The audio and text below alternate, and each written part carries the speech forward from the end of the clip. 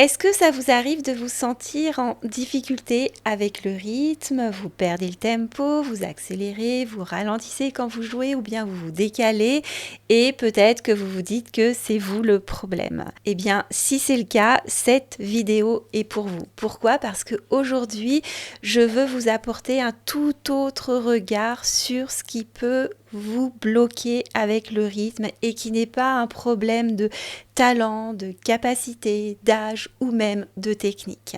Mon point de vue personnel à ce sujet, c'est que dans bien des cas, on se trompe totalement de combat et qu'on oublie que nos difficultés peuvent être également liées uniquement à un problème de sécurité intérieure. C'est-à-dire que quand on joue, on va se sentir en insécurité et c'est ça qui va créer nos difficultés avec le rythme. Et ça, moi, je m'en suis rendu compte parce que quand je fais mes vidéos YouTube ou bien quand je fais mes vidéos pour mes programmes, eh bien, j'ai pris l'habitude de me filmer. Et également, quand je pratique la clarinette, j'ai aussi pris cette habitude parce que c'est un excellent moyen de s'autocorriger. Et je me suis rendu compte, en regardant les vidéos, que très souvent, quand je suis un petit peu tendue, un petit peu stressée, que je suis dans le contrôle, que j'anticipe, eh bien, à chaque fois, le rythme, en tout cas la pulsation, elle est moins précise. Alors que quand je joue en étant vraiment relâchée, détendue, en étant bien, en étant en sécurité, eh bien, cette pulsation, elle est beaucoup plus stable. Donc vraiment, quand je suis en sécurité, la pulsation est stable et quand je suis en insécurité, c'est-à-dire quand je force, que je veux vraiment y arriver, eh bien cette pulsation, elle est moins précise. Et là, ce qu'il faut comprendre, c'est que à l'origine de tout cela, eh bien, il y a notre système nerveux et plus précisément notre système nerveux autonome qui va avoir un rôle majeur à jouer dans notre capacité à se sentir plus ou moins en sécurité quand on joue et donc à maîtriser plus ou moins bien le rythme avec une pulsation plus ou moins régulière. Alors bien sûr, le système nerveux, il n'est pas seul à avoir un rôle à jouer, mais il est vraiment pas à négliger. Et justement, là, ce que je vais faire, c'est vous expliquer le fonctionnement de notre système nerveux pour pouvoir bien comprendre tout ce qui se passe ici. Alors, juste avant de continuer, sachez que tout ce que je vous raconte ici sur le système nerveux, eh bien, je le tiens de Ludovic Leroux, avec qui je suis actuellement une formation depuis le début de l'année et qui est justement spécialiste du système nerveux autonome et auteur de ces deux ouvrages, Nerfs vagues et Quand on peut, on veut. Ça, c'est le dernier qu'il a écrit et qui vient juste de sortir. Et puis, il y en a un troisième également. Alors, en général, on pense que nos émotions, nos réactions vont être déclenchées par nos pensées. On pense que en contrôlant nos pensées, on va pouvoir contrôler nos émotions et contrôler nos réactions, comme par exemple notre façon de jouer. Eh bien, ce qu'il faut savoir, c'est que dans 80% des cas, nos émotions, nos pensées, nos réactions comme le fait de jouer en étant dans le contrôle, en anticipant les passages difficiles, en étant dans un état vraiment de vigilance, eh bien, le point de départ, donc dans la plupart des cas, et je le répète, dans 80% des cas, va être notre système nerveux autonome et pas notre cerveau. Donc à comprendre, l'essentiel des émotions, pensées, réactions que je vais avoir, elles partent dans 80% des cas de mon système nerveux autonome via un mécanisme qui s'appelle la neuroception. C'est-à-dire que mon système nerveux autonome, via des récepteurs, va être sans cesse en train de capter les informations sensorielles qui proviennent de l'environnement extérieur. Et lui, son rôle, c'est à chaque instant de se demander est-ce que je suis en sécurité ou pas. Et donc, en fonction des informations qu'il va recevoir, qui vont dépendre bien sûr de tout ce que j'ai pu vivre dans le passé, de mes expériences négatives, de mes traumas, de mes conditionnements, etc., eh bien, il va envoyer l'information de sécurité ou d'insécurité au cerveau, le cerveau qui va traiter l'information, donc qui arrive au début comme une sensation, et il va la transformer en émotion, et puis après cette émotion va devenir une pensée via le néocortex, qui va après se traduire en action, en réaction, puis après revenir sous forme de sensation au niveau du corps, ainsi de suite. Donc vraiment à comprendre, 80% des émotions, pensées, réactions que je vais avoir, elles proviennent de mon système nerveux autonome et seulement 20% vont venir de mon cerveau et de mes pensées. Et là, ce qu'il faut comprendre, c'est que tout cela est totalement inconscient. Exemple, je suis en train de regarder un film avec des images quelconques d'un paysage ou d'une ville, et derrière, en arrière-plan, il y a une musique totalement anxiogène. Qu'est-ce qui va se passer ? Eh bien, je vais commencer à ressentir des sensations inconfortables. Pourquoi ? Parce que mon système nerveux m'a fait passer dans un état d'insécurité. Il a détecté un pseudo-danger. Au contraire, je regarde ce même film avec une musique douce, zen, relaxante. Tout d'un coup, je vais revenir en sécurité. Pourquoi ? Parce que, encore une fois, mon système nerveux a détecté que tout allait bien. Et là, tout cela est totalement inconscient. Je n'ai aucun contrôle, en sachant que je sais très bien avec ma tête que, en regardant ces images avec cette musique anxiogène, il n'y a aucun danger, mais je vais quand même le ressentir dans mon corps.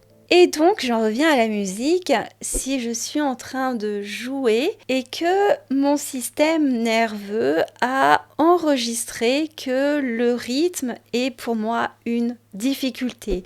Si dans le passé, j'ai déjà vécu des situations d'inconfort liées à l'apprentissage ou liées au rythme, et que je me suis sentie dans des états de frustration où j'étais pas bien, eh bien, à chaque fois que je vais rejouer, que je vais jouer, il y a des chances que mon système nerveux me mette dans un état d'insécurité. Pourquoi ? Pour me protéger, je le répète, et pour pouvoir me permettre de faire face à ce pseudo-danger.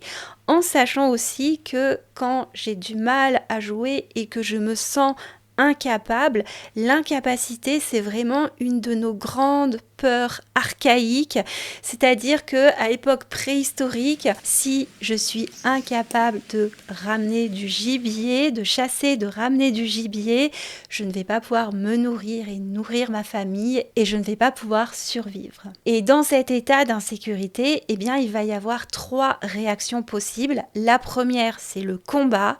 La deuxième, c'est la fuite. Et la troisième, si le combat et la fuite ne fonctionnent pas, ça va être le figement. Comme par exemple, la gazelle qui est attaquée par un lion, bon, elle va pas pouvoir combattre, bien sûr. Si elle ne peut pas fuir, eh bien, elle va faire la morte. Eh bien, nous, ce qui nous intéresse par rapport à ces différentes réactions, c'est cet état de combat. C'est-à-dire que quand on joue et qu'on est tout le temps en vigilance, qu'on est tout le temps dans le contrôle, qu'on est dans le mental en train de penser ce qu'on fait en essayant de réussir, quand on s'agace, on s'énerve, eh bien, ça veut dire qu'on est en train de combattre. Et le problème, c'est que quand on est dans cet état de survigilance, eh bien, le risque, c'est vraiment au contraire, ça produit tout le contraire, c'est de perdre le rythme. C'est comme si ma respiration, qui est naturelle, qui est régulière, j'essayais de la contrôler pour avoir une meilleure régularité. Qu'est-ce que ça va faire ? Ça va faire que je vais avoir une respiration plus ou moins saccadée. Et vraiment là, moi, mon message, c'est que la pulsation chez chacun de nous, et ça c'est ce que je pense vraiment, elle est naturelle. Pourquoi ? Parce que notre cœur, il bat régulièrement, notre respiration, elle est tout à fait régulière. Quand on marche, on est parfaitement régulier. Donc c'est quelque chose qu'on a déjà en nous. Sauf que quand on essaie de le contrôler, eh bien, ça fait tout l'effet inverse. Et là, mon message, vraiment, c'est ce que je veux vous dire, c'est que pour avoir cette pulsation régulière, pour pouvoir jouer avec un rythme stable, il va falloir réussir à lâcher prise et à lâcher ce contrôle. Alors bien sûr, on a besoin d'être actif quand on joue, on a besoin d'être plus ou moins un tout petit peu dans le combat, c'est-à-dire qu'on est activé, on est présent, on passe à l'action, on est là.